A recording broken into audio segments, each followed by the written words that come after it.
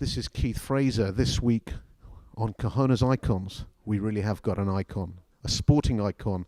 He is in town because of Undisputed, which is the title of the show that he's going to be taking part in. Well, it is about him. On the 6th of September at the Indigo at the O2, where you'll hear all the stories, all the ins and outs of the things you didn't know about. He is Lennox Lewis. Lennox, great to see you. Hey, thanks for having me. Lennox, this is about cojones. This is about mindset. One thing I noticed in your career, in fact, I'm a big sports fan across the spectrum of sports. Yeah. When you say cojones, how is that a mindset? Because it's about bravery, about courage, audacity, boldness. And you the first question I was going to ask you about your mindset was maybe save Roger Federer or a similar thing. You were very calm, very collected, cool. I don't think I've ever seen anyone that cool. Was there anything going on underneath, nerves, self-doubt or anything during that time? It's interesting because people, when I run this camp it's called League of Champions Foundation, and it's the Lennox Lewis League of Champions Foundation, and I get young kids all the time coming and learning to box, and it's frustrating and it's kind of like mind unsettling for them because they get so nervous because they're trying something new, doing something they haven't done before, and now we have to take them through it. So what I usually do, I make it easy for them to learn. The jab is so easy because it's like reaching out and touching somebody. So I said, reach out and touch him. Reach out and touch him. So they do it a couple of times and they realize that's the movement of the jab. So it's easy to teach people because I understand how frustrating it is to learn. So I try and figure out the easiest way to teach them so they take it in. So by teaching them aspects of the fight game, of the sweet science as you used to call it, you're building it in, you're wiring it in the muscles without even them needing to get nervous. Is that what you're saying? Yeah, like let me give you an example. For my son, right? My son came up to me and said, "Dad, you don't teach me boxing. Why don't you teach me?" I said, "I don't teach you boxing, eh? Okay. Put your hands up." So he put his hands up, and I went like this. He blocked it. I went like this. He blocked it.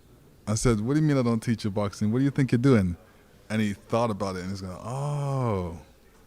So I was actually teaching him, and he didn't even know I was teaching him. It's like, polish off.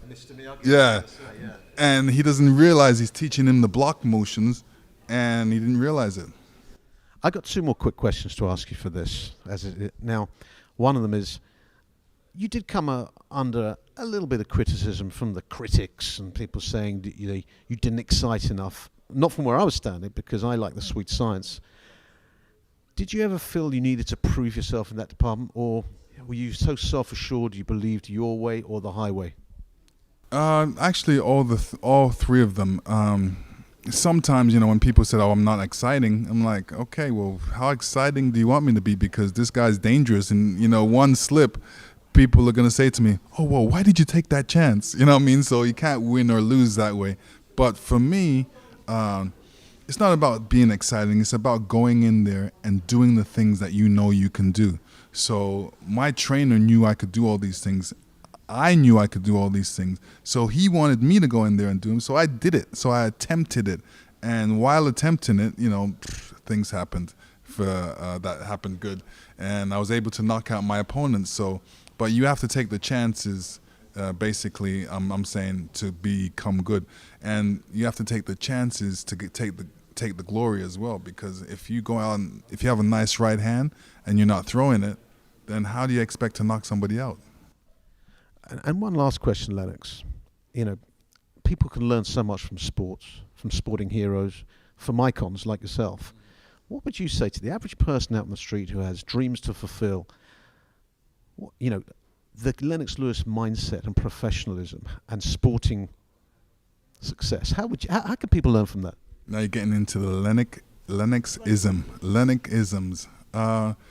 I think the main thing is really set a goal for yourself, and the goal may be up here.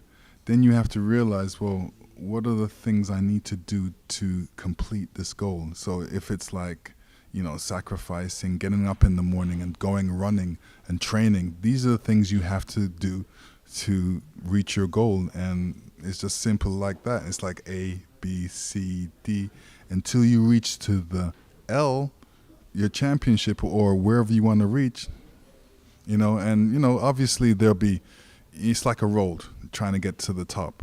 There's going to be potholes, there's going to be curves, there may even be barriers, but it's for you to overcome.